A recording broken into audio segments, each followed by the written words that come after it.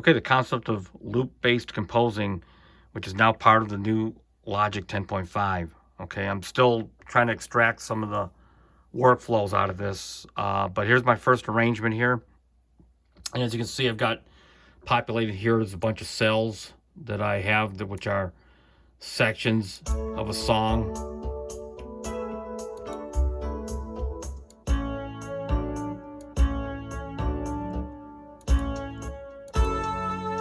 Okay. And what I've done is I've recorded these sections sort of as I went one at a time, and I had dragged the sections over from the range column back into here, and then eventually I built all these sections up where I can play them as I will. Okay, let me just tell you something, that the arrange linear side of Logic is still, it's not going away. It's still, as a matter of fact, you wouldn't even be able to really record anything intuitively with just the cell-based recording.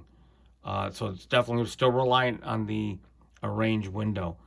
Okay, so as you can tell, these cells aren't really truly based on a timeline, even though you can double click a cell and here you see a timeline and measures. But in actuality, they're, because they always loop from the beginning.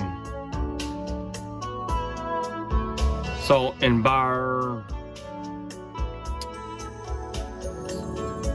so that little bell right there, if I want to listen to it again,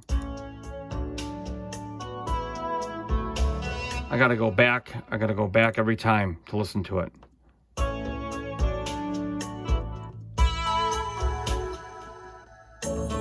So I can't, unless I go back to here.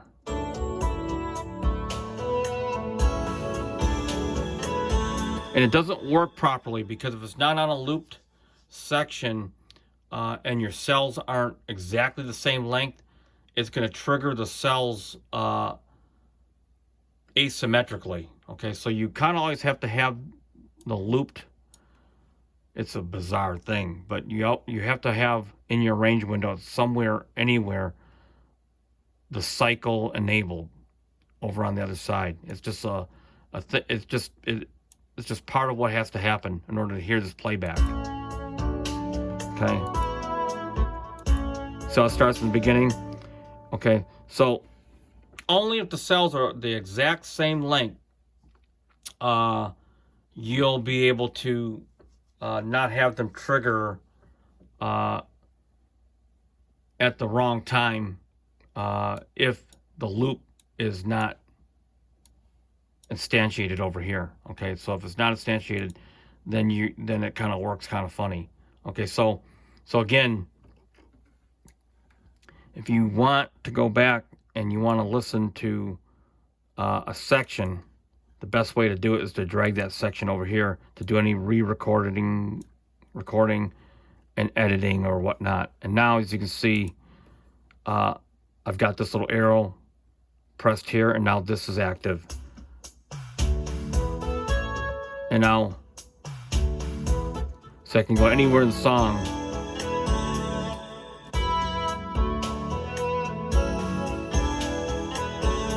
I can go anywhere in the song here, or in this section here, and do any kind of editing or re-recording or not, or re-listening.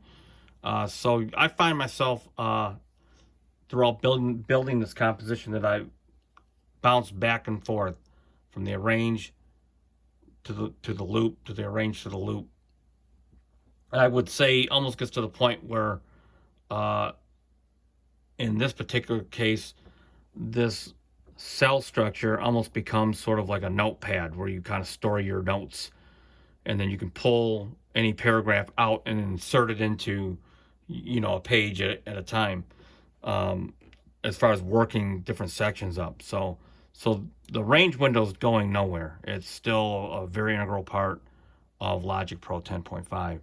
Now, coming as a side note from MPC software, MPC actually offers not as much of the freedom of cell structure at the cellular track level as like Ableton and in Logic here, but it offers pattern-based recording in different sections with still sort of the freedom of being able to work within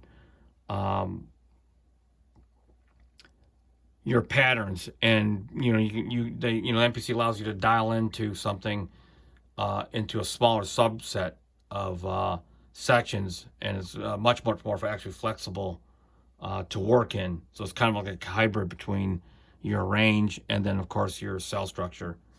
But nevertheless, the update is really, I think, offers a whole nother window of opportunity for Logic Pro X users, and hopefully they expand on it, being able to have dedicated control functions, hardware possibly.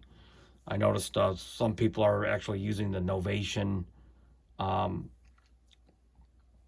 Ableton controllers and so forth. So hopefully, that gets built upon and supported to be used with Logic, and maybe the functionality will become more of a tactile experience. So we'll see. So here's the first look of pattern and cell structure style recording for Logic Pro 10. Okay, I want to offer just a little more clarity what I mean by Akai and sort of the way they do their loop-based recording. Let me go in here. I have a 4-bar section that sort of simulates what a whole cell column would be in Logic Pro X. And I've got one section, and I got another section here. Okay.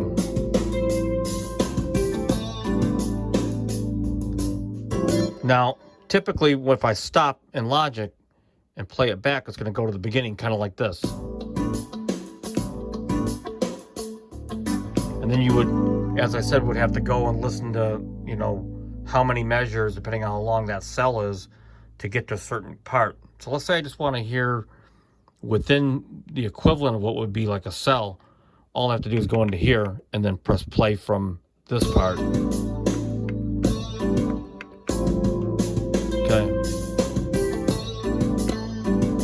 So that's where sort of the clarity and functionality differs. As a matter of fact, I can go into here and I can illustrate it more better in here. See the blue line?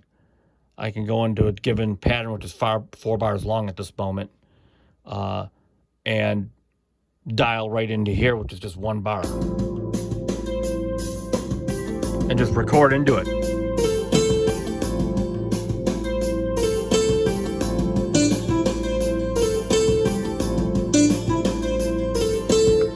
And just go 1 bar at a time. I mean, I'm not going to... You could, though. Like...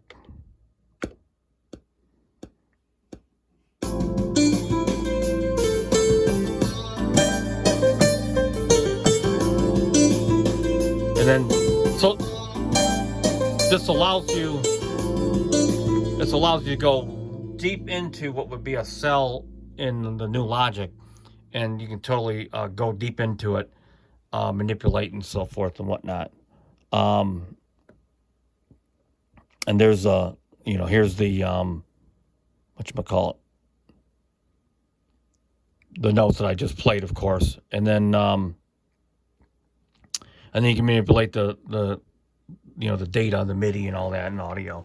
So pretty much that's kind of the difference, and that's kind of where my perspective is coming from as I explore the new features in Logic Pro 10.